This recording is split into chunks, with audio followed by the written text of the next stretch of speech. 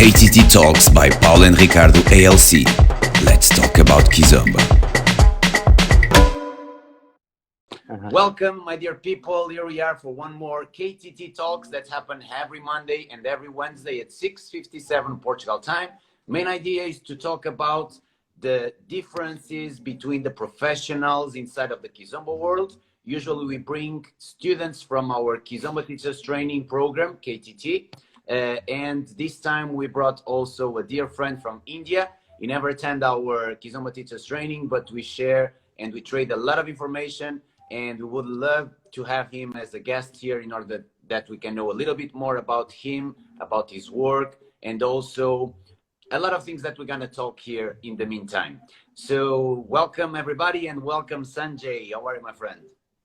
Thank you so much, bro. Thank you so much for having me, first of all. I think this is probably my first live after like many months. I think it was ages ago.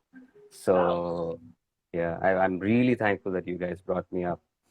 And yeah, I think so, it's getting to get, you know, let's start first for the actual situation that in India it's complicated now. Yeah. Oh, it's really bad right now because we are like the second highest in the world right now in terms of the COVID cases.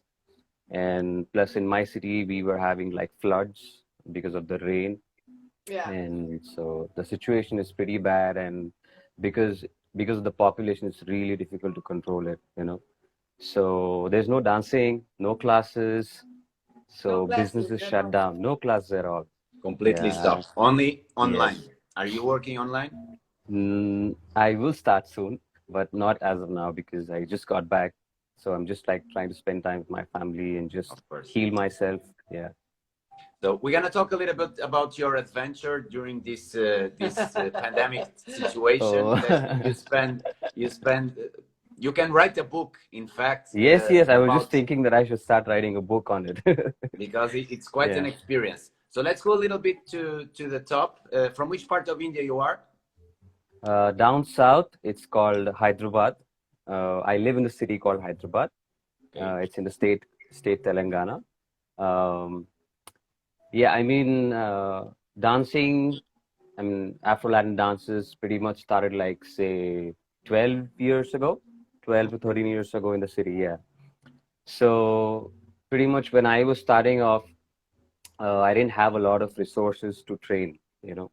So I had to always go to other bigger cities. I mean, now this is like a really, you know, developing city.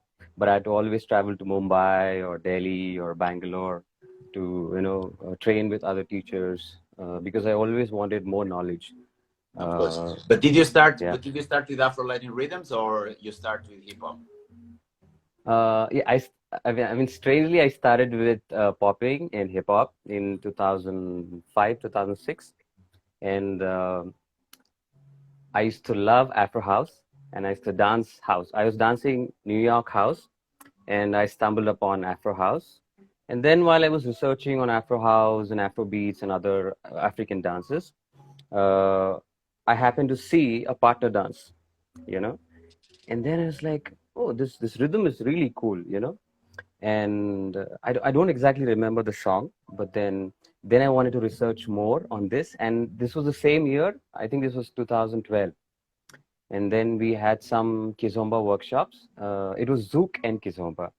So yeah, that was my first introduction to Kizomba.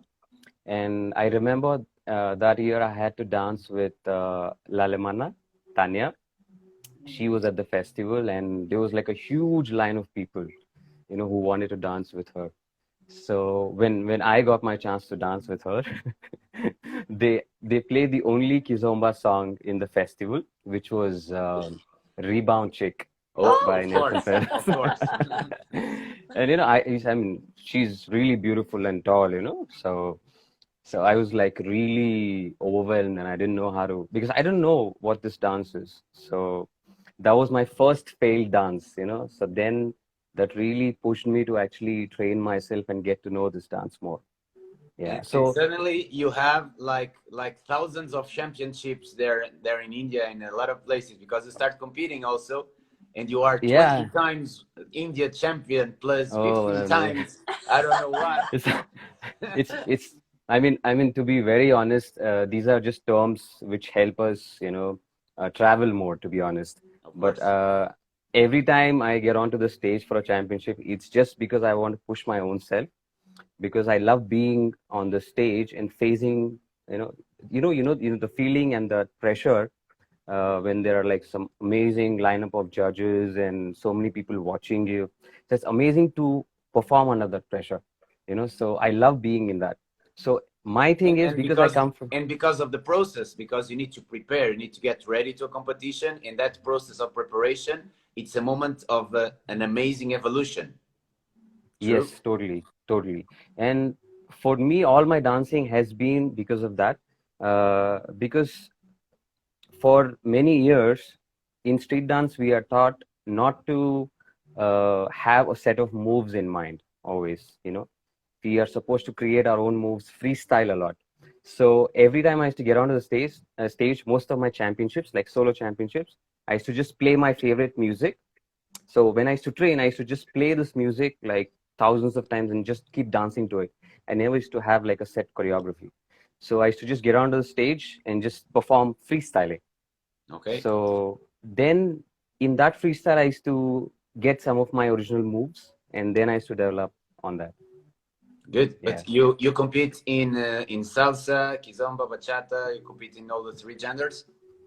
I just love to compete in whatever competitions they have. So yeah, I mean, I started with salsa and bachata. 2014 was my first championship in salsa. That was a solo championship, and then next year I went on to compete in partner dancing, and Kizomba happened in 2016. But you guys were there in 2015 in India, but we didn't have championship that year. Yeah. Yeah. But I was still there in your workshops, and I still got to dance with Paula. She doesn't remember, but I remember. So yeah, I There's a recently sent her a picture. picture. Yes, Yeah, yeah, it was yes, in I sent you a India. picture. Yes. Okay, okay. Nice. So yeah, it was really amazing. I mean, to be able to see you guys again and to keep, to see you guys evolving every time. It's not that, there's so many artists which have, this block after certain years that they're not able to move ahead in their own style. Yeah. So I feel like we are blessed to be able to be doing this, and I can keep seeing the evolution, and, it's really inspiring actually. Yeah. There is an interesting part. I remember, I think we were, I don't know if it was in Thailand or if it was in Bangalore. I think that conversation happened in Bangalore, that we were eating in the dinner in the artist room. And we start talking a little bit about more the spiritual side of Yeah, the yeah. dance. Was Correct, in correct, Bangalore. And it's correct. something that you try to implement in your dancing, correct? Yes, I mean, funnily, I was just having this conversation with my mom today. I love Uh, to meet your mom. Your mom is really nice. When we oh, talked she loves you yesterday guys. by by She messenger loves you phone. guys. Yeah. And I mean, my cousins were home today, and she was telling my cousins that he said, Namaste, Ma. So Namaste, ma. she was really surprised that you actually know the language. And Yeah. yeah. So because she's never been outside India, I mean, hopefully I'll Mhm. take her soon. So she was really surprised and she was pretty happy. So she was like proudly telling everyone, "Oh, he said Namaste, Ma." And she said, Namaste, Ma. But sorry, I interrupt you. You were saying that you were talking with her today. Yeah, about the conversation that we had. I still remember because I just walked in. It was the artist's room. Yeah, it was the artist's room. And you guys were sitting with Michael Fons and Sylvia. Yes. And yeah, that was like really inspirational, whatever you guys shared with me. So, I mean, in India, spirituality and it's mostly there because of the religion, but I don't mix these both. I mean, spirituality is completely different from religion. But Hinduism being more imbibed as a culture, we have a lot of practices which come with the conditioning. When we are kids, we grow up praying. I mean, I'm sure you guys have a certain way of praying, or maybe eating, or when you wash your hands, or when you go to the church or the temple, you have a certain way of doing things. So music and dance, I believe, was created to heal people. you know. And after a certain, I mean, I'm in certain parts of Africa, they still use music to heal certain types of cancer. I don't know if you've heard of Bodhisattva. He's a Afro No, no. house musician. Uh, this guy, Oh yeah, yeah, he collab. Bodhisattva, I know him. Yeah. So this guy collaborated with another artist who does folk music, folk African music, and they created a very beautiful piece of, I think it's about 1.5 hours or something. And basically, it's more into healing. Yeah, So it's it's all about really the amazing. frequencies that they use, because certain Correct. frequencies will interfere positively or negatively in our Correct. health, in our body. So it's something physical. It's not only something esoteric. For some people, this is difficult to understand, but for those that are listening to us, this is pure science. But the ancestors already knew that before it was considered a science, and in more ancestry people, they keep doing this kind of traditional healing, and it's a fact. It's a fact that Correct. that it happened, even Correct. without the contact, because inside of the Kizomba we have something that is the hug that Yes. allow us to develop and to improve our hormone creation, that allow us to have spirit feelings that improve our well-being, our wellness, also our health. So Mm. this, all of this need more study, because unfortunately it's not Correct. yet there, but I think we are in the way. Yes. Yes. I totally agree with you this on this, Ricardo. Uh, I'm even facing it difficult to speak because it's been so long that I've spoken like this, you know. So it's like, so it's like it's so strange that I'm actually talking to, you know, people. To a phone. So yeah. So what attracted me to Kizomba the most is I remember the first social, I mean, at IREC, or I don't know if it was Chennai, another festival. We started dancing at around 8:30 in the evening, and then this party went on till 5:30 in the morning. And when the party got over, it was like my body felt so light. I don't know what this feeling was. You know, it felt exactly like how you would feel when you have like a high when you're meditating. So I was like, what is this? It was like goosebumps. And there was like this group of people from different parts of the world. We all sat together and we were just talking about the same thing as to how is it different from salsa or bachata. Yeah. I mean, in salsa and bachata also you get this feeling, but not with everyone, but not to this extent, Yeah. unless you really push yourself. Yeah. So with Kizomba, there are too many dynamics involved. You know, for people who understand spirituality, this is like a whole different thing. And we are learning this as a dance form now because it's you know something which can attract the older generation and also the newer lot. You know, there should be something which keeps them you know together. So this was something which really mesmerized me, and I wanted to find out more about this. So every time I started traveling to more festivals and I started to go deeper into it. It's like you, it's like even though I'm not into alcohol, no smoking, no weed, I mean, people might think this guy is just crazy who just smokes up and is just talking some shit. No, I mean, when I start talking, I generally don't talk about this to a lot of people because not everyone can understand Yeah. this. Of Yeah. course. Yeah. But it's not like, oh, I'm just, you know, smoking up and then getting some high. No.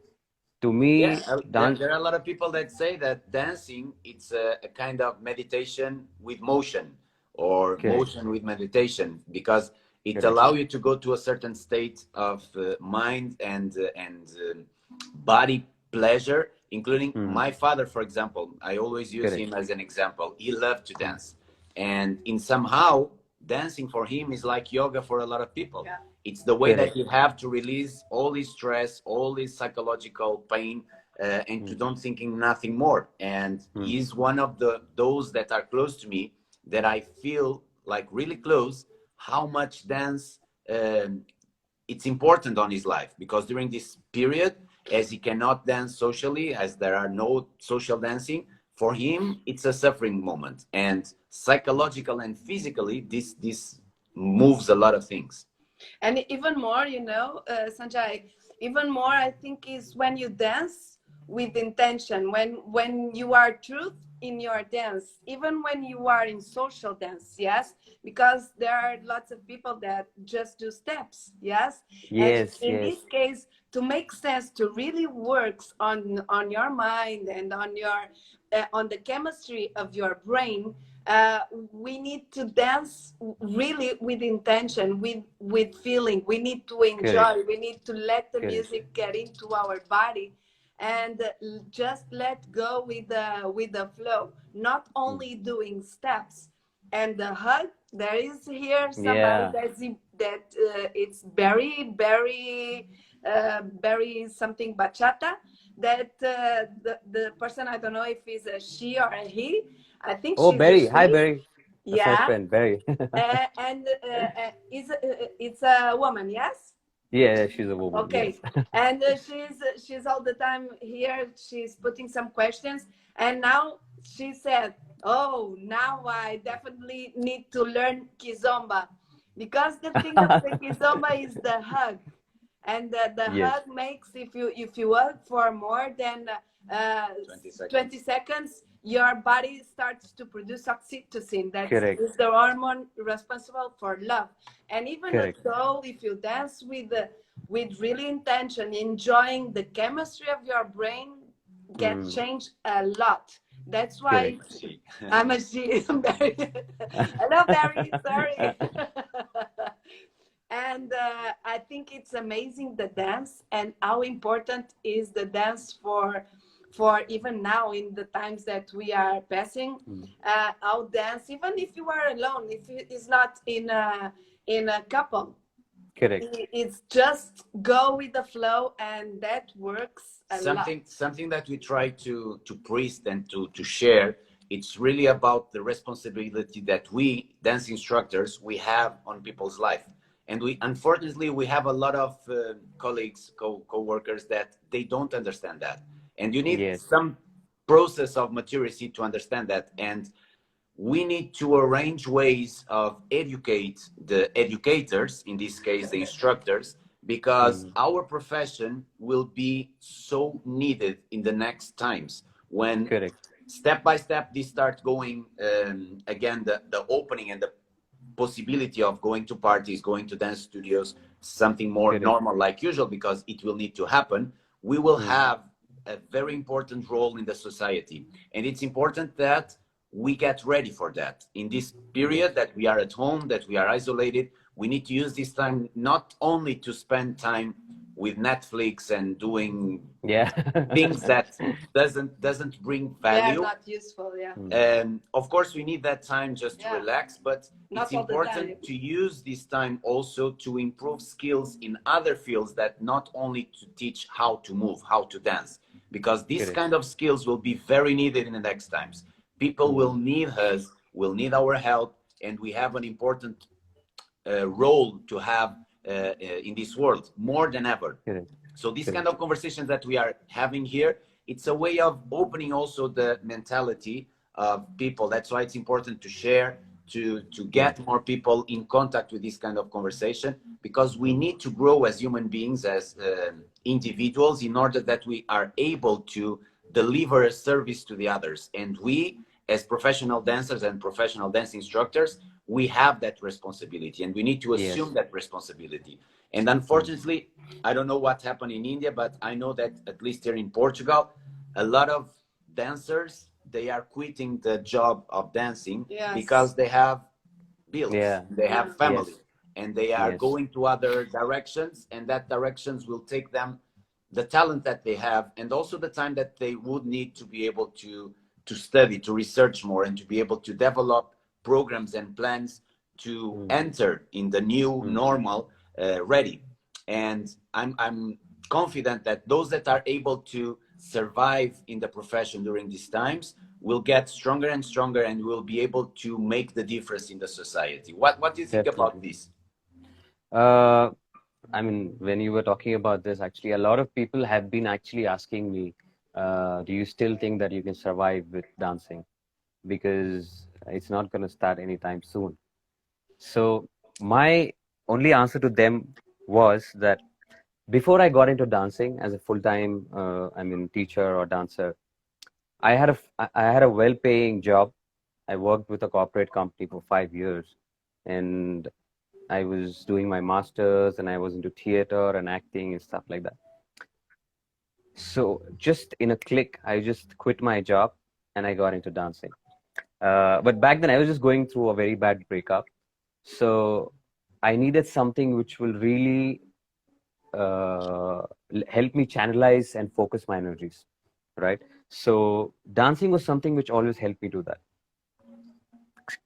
Excuse me. Why I dance is because it helps me de-stress and stay away from all the bullshit, to keep it really simple, you know. So it's not, I mean, of course, money is important. As professionals, we need money to survive. And nothing wrong about that. Good Yes, professionals definitely. need to be well Paid. compensated. Correct. And this is Exactly. a taboo that we also need to take out from our community of social dancing Yes. inside of the salsa, kizomba, and bachata. It's important to talk about money without taboo. Money, it's a thing that it's needed to exchange stuff and to have better life conditions. If we dedicate a life to improve our skills, we need to be compensated by that. And the money is something natural. And we need to be the first one Correct. to look to it as something natural and normal. Yes. But Yes. you were saying, No, I struggled with this because for many years, coming from street dancing, because in street dance, they call people who dance commercially as sellouts. I don't know if you know about this. Yeah, You know, it's the same here. there's commercial dancers and then there are artists. But my thing is, I had to like struggle with this over a period of 5 to 6 years, and then I reached a point where, for so many years, I've invested so much time, money, and energy to hone my skills, right? So there has to be some way that I need to pay my own self. Even if today I need to like travel somewhere and get some training done, or maybe organize something, I need money, right? And tomorrow, if I start a family, I need money. If I want to buy myself like dancing shoes, I need money. So yeah, I mean, money is definitely something which is very, very important. So I think, yeah, that needs to be completely taken out of the dancing community for now, at least. Yeah. how, And how you think is going to be your future? Do you already thought that if you are going to continue with dance or not? And if you continue with dance, how you are going to do it? I think about this every day now, 24/7. But dancing is something which is like, I mean, I cannot survive without dancing. So it gave me a new life. So, and I'm really thankful to dancing for helping me see life through different perspective. So dancing will definitely be there. Well, right now, I'm just trying to heal my all my injuries and overusing of my body over the past few years. So definitely, there are a lot of questions to be asked as to, is the future certain? Because you don't know what's going to happen or how it's going to change. You know, everything's going to change after. It's not going to be the same. Yeah. You know, so even if you organize festivals, everything becomes normal. There will still be people who will be, who wouldn't want to go to festivals or who would want to, dance so close, because Kizomba is a really intimate dance. Yeah. You can't really dance like this. Yeah. So I think, especially for Kizomba teachers, I think they need something to, for people to understand, first of all, because if people take it forward, then only it will survive. Otherwise, there are many other dance forms which have just died down. So, but definitely Kizomba is something I don't think, in the near future it will go down, because it is not just for me. Whenever I teach in any workshop or class, I always tell students that Kizomba is not just a dance, but it's an exchange of energy as any other partner dances. But the amount of healing which happens in Kizomba cannot be compared to any other dance form. So I'm just waiting to hug someone and dance again. It's been so many months now. It's true. You need to teach your mom. Yeah, right now she's struggling with a knee injury. So, she's 67 already. So I hope Oh she my dances. gosh. Yeah, this reminds me actually, when I went to Japan for the first time, I think it was 2018. That was like one of my first workshops in Japan. I danced with a 87-year-old lady. My so nice. I still have the video, and I just danced Samba, and not what people think Samba is, because people think Samba is only like really fast and all tricks and stuff, but like really beautiful Samba. And that is when I realized the beauty of this dance, you know, because before that, no matter how much people tell you Kizomba is different and it's not always sexual and stuff, this is something very important, you know. Every time I talk about Kizomba, people who don't know Kizomba, they just think, oh, it's a sexy dance, it's all about the butt, or it's all sexual and stuff like that. But it's not. It's really not. It's And not only. We need to be open to say, of course, there are situations yes, that is yes, connected definitely. to that. But like all social dances, but Kizomba born in the middle of the family, so it's not possible that you will have a sexual intent or behave with your grandmother or with your mother. No, so it doesn't make sense. So this happened, of course, when you go to young generations, go more to the ghetto and go more to the clubs, it will have some sexual connection. Nothing wrong about that. It makes part also. It's a very strong and powerful energy. If not the most powerful, and it's important that we deal with that, but it's all about here. And like you were saying, I can imagine that it was wonderful to dance with that old lady, a beautiful samba made with live instruments, with the flow and the cadence that allow you to travel and to communicate without having that intent. But you were saying again, sorry, I'm always interrupting you. No, I mean, because what I notice at festivals, I mean, because everyone dresses up really good, right? I mean, as artists, I'm sure even you guys face this, like, especially if Ricardo is dancing with someone for 2-3 songs, just because you think maybe the music is in a good flow or she dances really good. I mean, especially for dancers, we don't really care about how she looks or what she is wearing, you know. You really care about the energy, the vibe, how you feeling when you dance with someone, right? A lot of people think, like, you know, there's always a line of ladies standing, and then they just look at you and they're like, oh, he's dancing with the 3 songs, you know, maybe he likes her, or maybe because she's dressed up sexy. Well, I'm like, this is true, right? I mean, I'm sure you must have experienced this. So for me, I'm just thinking that no, it's nothing to do with, because I mean, more than 80% of the time my eyes are shut, you know, if I'm dancing something really good. So when I danced with this old lady, what I realized is the smell is important. The smell is important. The Yes. dressing, not so much while you are dancing, of course. Smelling is really important. The most important thing. And so it was so beautiful, and I realized something very different about how many dimensions Kizomba can have, you know. I mean, she's 87 years old. I mean, I'm not looking at how sexy she is or how well can she move, because she can't really move a lot. Of course. But in her younger days, she used to be like a very famous ballroom dancer. So even though she is like hunched like this now, her energy is so infectious that I just went on. It was just 1 hour of private class, but I went on for like 2 hours, and I didn't even charge her, you know. It was like, for me, it was like I was learning when I was dancing with her. It's something, I mean, you understand, right? When you feel someone's giving you energy. So for me, it's like I connect the spiritual concept to this dance, because it's give and receive, you know, between two people. So to me, it's more about how beautiful do you feel someone's energy is. Some people don't realize what is energy, and it's not just the body heat, or it's not just the warmth, you know. It's something like some dances, you dance with someone and you feel like, wow, I feel so good after that. But with some people, you feel exhausted. Like, if I have to connect something spiritual to this, there's a concept in spirituality which talks about energy vampires, for example. Energy vampires are people who suck energy out of you intentionally or unintentionally. Like, I might like something, let's say I'm dancing with Paula, and unintentionally, there's something very beautiful about Paula. Like, I'm like, oh, I really want to dance with her. And when I dance with her, I feel, let's say I'm going through a lot of depression, okay, or maybe I'm feeling very That's not lonely, or happening. That no. Let's say, let's say.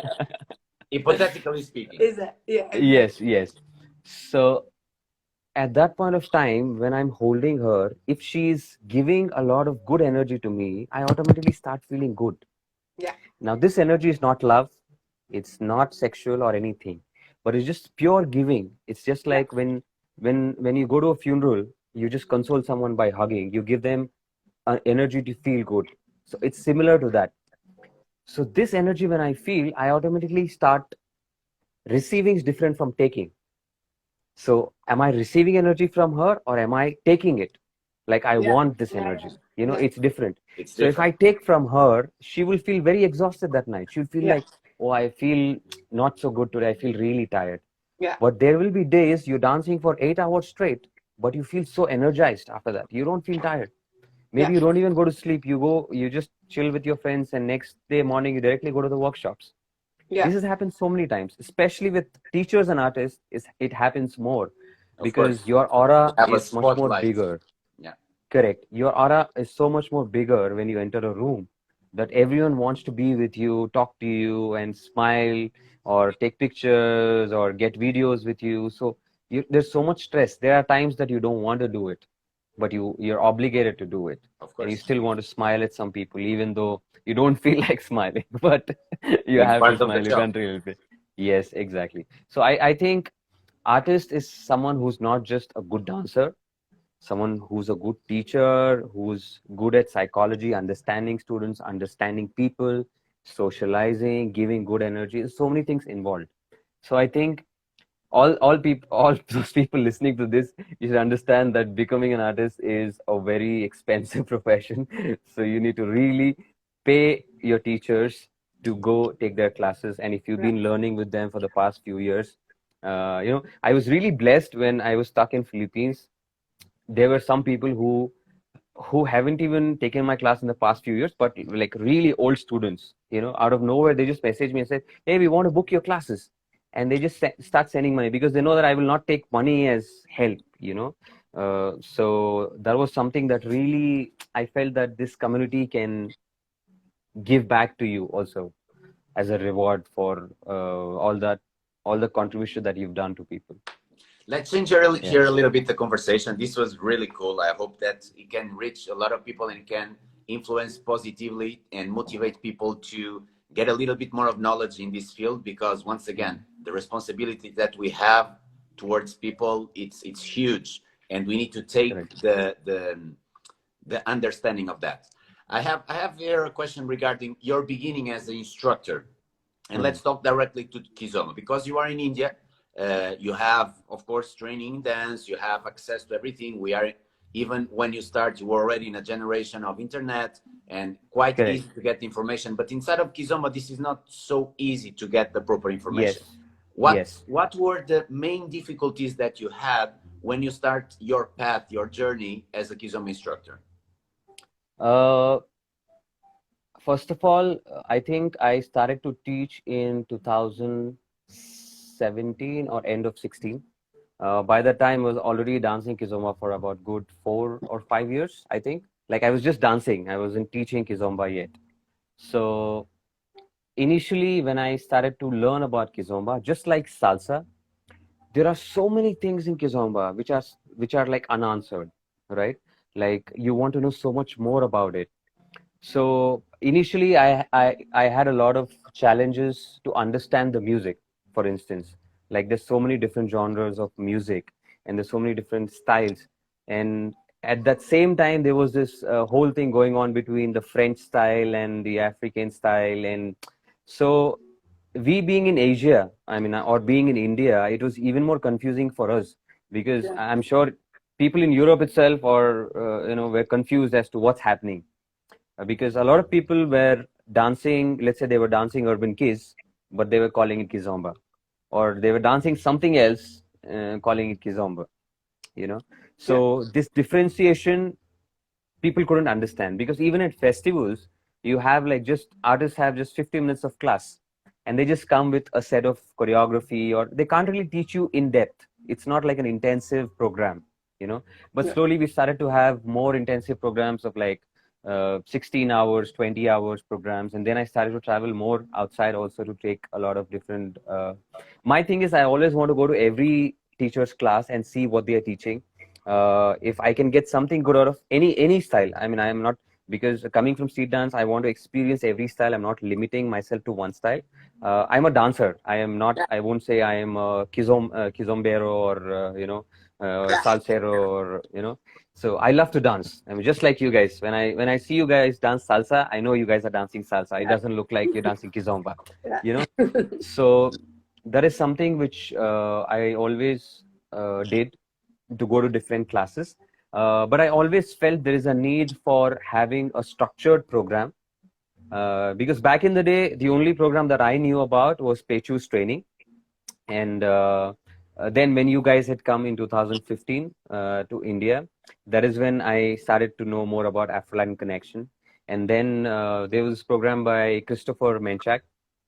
He was also doing, but he was again emphasizing on what Pechu's training was, but he also did a lot of research from different things. And then he was also giving out a lot of good information on what is Tarashinia, what are the different elements and stuff like that. So you know that Christopher was one of our first attendees of Kizomba Teachers Training, our program. He made like the second edition, I think if yes. I'm not wrong. Yeah, he made the second edition of level 1, and he made the first edition of level 2. He's one of the first group of our first groups of attendees of Kizomba Teachers Training, our program. He's amazing. He's amazing. He's really a nice guy. Yeah. Now I know. Yeah. So for me, I think there is still, and there will always be this need to have teachers like you guys. I'll come straight to the point, because I think every time I've taken a class from you guys, whether it be in India or all the festivals that we met, I've always been able to see this dance in a different light. Like even the last time that we were having this online thing, I mean with Ricardo, there was so much information and then you start to feel like, oh, what have I learned all over these years? There's always so much more that you can learn. So definitely courses where for teachers who've already been teaching, who are really good teachers who are just starting to teach, and good dancers who want to become teachers. I think they all require this course, because let me tell you, not just in Asia, there are so many instructors that I see are teaching, but they don't know what they're teaching. Yeah. And regarding that, I have a theory, because I remember the time that I started teaching around 2000, 2001, when Kizomba was not a dance to teach in studio. So the first one to start do that, it was Pechu. It was with him that I start my process of learning and understanding better. Because first I start learning in the clubs, and I start dancing Kizomba as a bad bachata. So these were my first Kizomba dancing. I connect immediately with the music, but the way of dancing, I didn't know how to do it. I start seeing some native people dancing. First, there were some guys from Guinea-Bissau. I started attending some African clubs, start seeing how it happens. Pechu appeared in Porto to teach the first workshop. We connect. I went to Lisbon, spend a weekend at his home, receive a bunch of information, mainly cultural, some beginner of how to teach, what to teach as a foundation, the basic steps. And I start doing my program like going to a laboratory with the first students, testing some things, changing what was tested, trying new stuff, and creating step-by-step this program. And when I look back, I was really bad as an instructor and as a dancer. But I had an opportunity. And the difference is what I made with that opportunity. I took the responsibility of improvement and learning with the mistakes and improve each small details to be able to create something that nowadays is well respected worldwide. And we have a lot of people that attend our trainings and they are using our methodology worldwide, and we have an amazing feedback. So it's more than proof that it works. So that is not a point. But I understand that even those that do our training, they have all the tools they need to start teaching. And they have a step-by-step, it's almost like a GPS of where to go. And if in somehow you go to a street that you have a construction, we give also guidelines of how to go around that construction and go in a different way to get to the final point. Due to all the experience that we had, by personal training, by training our instructors team in our city, that we could see with our eyes the evolution, and every week be able to adjust and understand the different personalities and how to deal with that. And then with the KTT, since 2013, more than 500 people attend this training, people from all over the world.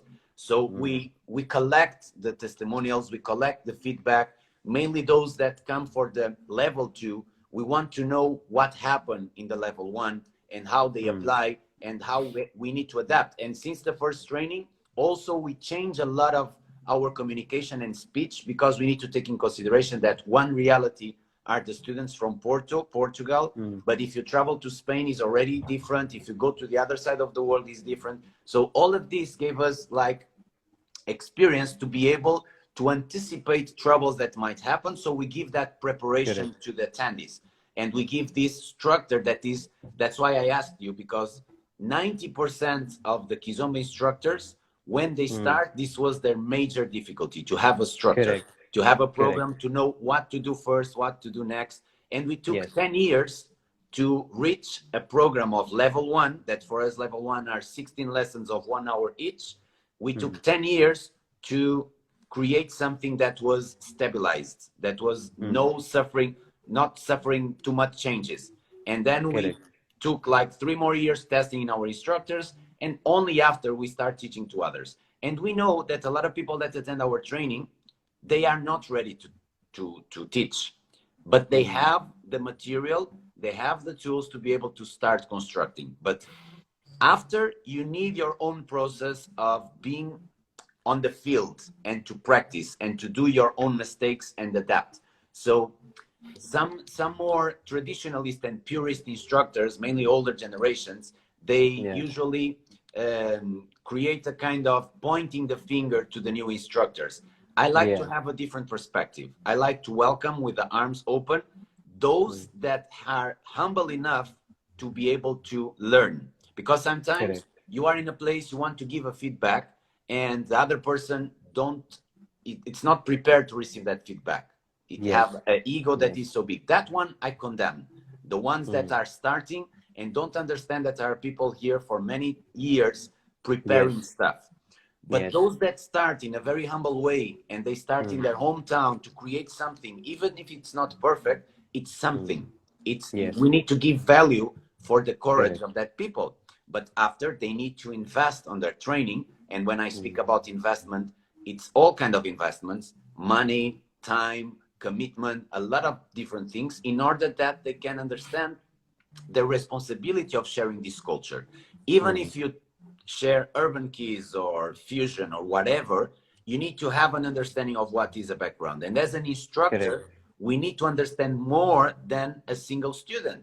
A student, if just want to have urban keys and don't want to know what are the difference between the rhythms and between the dances, it's okay. It's his right. It's his option. But as an instructor, even if you are an urban keys instructor, you should have foundation of more material than the rest, because we need to arrange tools to defend ourselves from all the situations, because we never know who will be in the other side.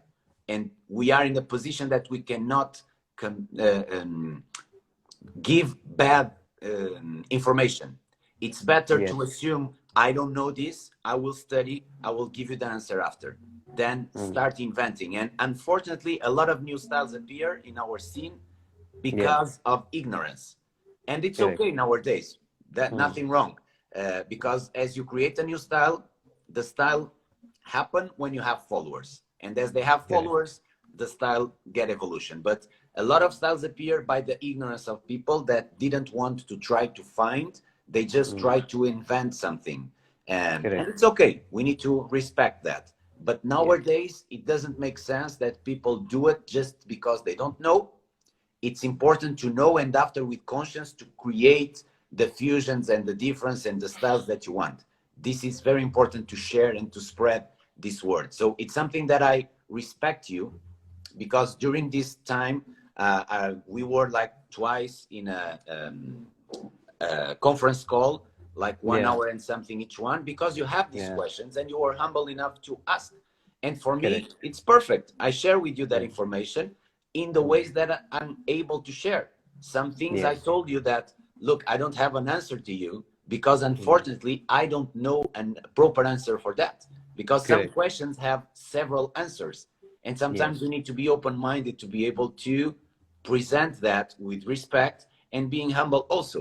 So it's really interesting. I'm doing a kind of poll with each conversation, and it's like the top answer, it's structure. And I totally understand, because this was something that we struggle also. I remember that nowadays, what we teach in one lesson, in 1 hour lesson to our students, before 20 years ago, I needed like 2 months, like 8 lessons to be able to share. And I was giving more steps. But nowadays, our students in one lesson are much more ready to go to a social dance than before in 8 or 9 lessons. So this is improvement and maturity and understanding. But going back to the previous situation here is that if you have this will of becoming an instructor, of creating a community, you deserve that opportunity. But don't forget that is a responsibility. So it's important that you assume it and you are able to collect the information you need step by step, one step each time. You don't need to go from 0 to 100. Go from 0 to 1 to 2, 3, 4, and go gradually. And of course, financially speaking, there are people that have difficulties. But nowadays, even that, it's not an excuse. You can find a lot of good quality material for free. But I also consider that when you invest your money, you become more committed in what you are doing. And you will not just do it just because. So, and it's a way of giving value to those that work for years. So a training like KTT, it's a lever.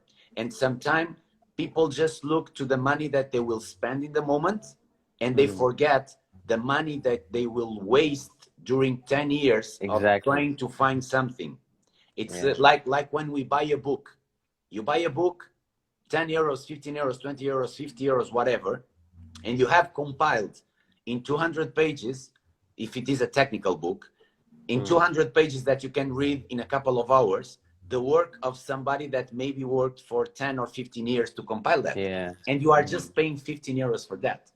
So, and you earn time and you earn money by this kind of investments. Sorry, my blah, blah, blah, blah, blah. No. You know, I love listening to you. And we have Barry. Barry, she's participating a lot. Thank you, Barry. You are very kind for that. And she answered something for you, but she also, I will say to you, but she also answered like, ask something like when if somebody want to learn more about this dance, in this case, more about Kizomba in this pandemic, how could it be? Even with this dance and all the dances, even if you don't have a partner, because without a partner, as she asked, even if you don't have a partner, in all kinds of dances, you have the culture, because there's always a culture behind the dance. And as if you know the culture of the dance, you will be more prepared to dance. Yes, your dance will be more truthful. And even though there are lots of things about understanding the leading and following, about the steps, the way you step, there are lots of things, like in all kinds of dances. Then you have lots of things to learn, even without a partner. And she asked when to use, Sanjay, when you will start the Kizomba fundamentals or beginners lessons online. Kizomba. Soon. I'm just waiting to start dancing and teaching again. Oh my God, I didn't see. Yeah, but I think you could think about start teaching online. It's like, it's a challenge because it's not easy, but I think you could start. What makes you don't start yet? Well, this year has actually been very interesting. But yeah, because I mean, I lost my father, and then I wasn't with my family for almost 6 months. And when I got back, it was like so much has, changed. So I'm still trying to, like, absorb everything Because once I head in some direction, I want to be crystal clear as to where I'm heading, you know. So yeah, I mean, I'm gonna start soon. Yeah, I'm hoping to start hopefully maybe in the next coming few weeks. Yeah. Do you want to talk a little bit about the new project that you are into it? Oh yes, that would be awesome too. Well, yeah, we are coming up with this website which is specifically for dance artists, artists who want to put up their classes, their courses, or their performances, and where people can pay for not just for the class but also for their shows or performances, or if someone wants to sell their classes as as third party website. So we are starting this website called as Planet Artists. So slowly, right now we're just focusing on dancers, but slowly we plan to expand to musicians and artists from different genres. So the website is already ready. Already ready. The website's ready. Yeah, I've been listening to a lot of rap. So yeah, it's pretty much ready, but we're still working on it because what's different with this is we are working on an AI which will actually capture your the instructor's body movement. Let's say I'm watching the instructor and I'm dancing or I'm making some move. So the AI will capture my movement and it's going to tell me as to where I need to improve or where am I going wrong, and it'll give me a ranking, and it also give me aspects where I can get better. So it'll actually copy and it'll show me like two images as to where I can like I'm not like, because there are a lot of beginners or not a lot of non-dancers, especially because of this pandemic, they have gotten into dancing, because people didn't have anything to do. They would just be on their phones or laptops and they wanted to dance or post videos, even though they're just going crazy or just to de-stress and stuff like that. So a lot of people have taken to dancing as a stress buster and they're enjoying it, because the social media is also all about dancing, and more than singing or music, it's more about dancing right now as to what I see. Yeah. So this is also a very good platform for non-dancers who have two left feet, but they want to slowly get into some steps, or like there are some couples who want to like learn dancing just to dance at home and stuff like that. Because I mean, let's talk about India. I mean, in India, we still are a very by culture we're still very conservative in a lot of places, where we don't really hug and dance so close. So this can be like, Ricardo was saying that sorry, you were saying this, Paula, that it's not just about dancing with a partner, but every dance form has its own roots and base. Everything starts from not just partner dancing, but it has its own roots.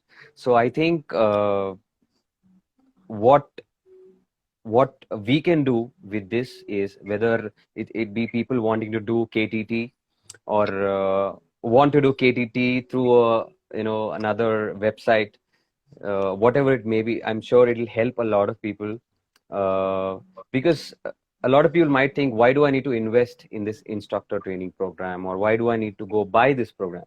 It's not just about becoming an instructor, but it's like how you inculcate your own habits. Like when you grow up, you go to school or you go to a finishing school to learn how to eat, or how to use the spoon and fork, or how to dress, how to wear a tie, stuff like it's the same, right?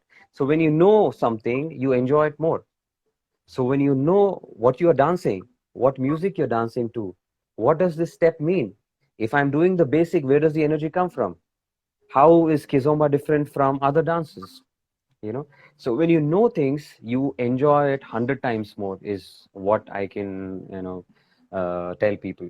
So yeah, I'm sure once we have the website ready, I'm going to launch it soon, in like a month maybe. Yeah, I mean the website already ready, but then already ready. Oh, already ready. It's good. It's good. Yeah, and I'm really glad that we have this opportunity to create something very different from what we have been doing before. So it'd be Beautiful, amazing to brother. have you guys. And Barry is saying that an AI is definitely much more honest than humans. So it's good. It was Barry. Barry said that. Um, So that she said her words I need to think about that. more honest than most humans and brutally honest. So sometimes the humans go around to say you are doing it wrong. So an AI will say, look, man or girl, you suck. You need to do it like this. You know, Barry, I can assure you that if you are wrong or if you don't do something right, I will point it out. I will not sweet mouth you. Because, yeah, I mean, I agree with what she's saying, because a lot of instructors, like there were few instructors that when I wanted to learn something, they would just tell me, oh, this is so awesome. You're doing it so great. But I am coming to you not to hear that I'm doing it great, but because I want to know where I can be better. Yeah. So, I mean, it's just my opinion. Yeah. But for others, it works. They just pay money to, you know, feel good about themselves. Sanjay, sorry. Unfortunately, Instagram just gave us 1 hour and we have 1 minute and a half. So I would like to know in 30 seconds, what is your biggest dream? To travel around the world, perform on the world's most biggest stages everywhere, connect to a lot of beautiful people, make a lot of friends, dance as much as I can before I get even more older. And I will give you a dream to think about it. Okay, how to create a project or a product where you can connect spirituality with dance and be able to create something that was not done yet, and in a commercial way, and a really commercial way that can get millions of people, and to be the one that create that. So I give you this dream for you to think about it, to give a name for it, to create a structure, to create a product, in somehow to be able to diffuse all over the world. Okay, my friend, message to the audience, 10 seconds. Guys, these two people who you're watching right now, they are really beautiful souls. And please go check out their page. This is more the professional promotional stuff. Go check out their page. Go check out KTT, Kizomba Teachers Training. This is Ricardo. This is Paula. They are the most amazing teachers. And my students here, I have learned from them also. So trust me, they are really, really, really amazing. You should try out their course. And even if you don't want to be instructors, you should try the course. Thank you so much, Sanjay, Vicky. Bye.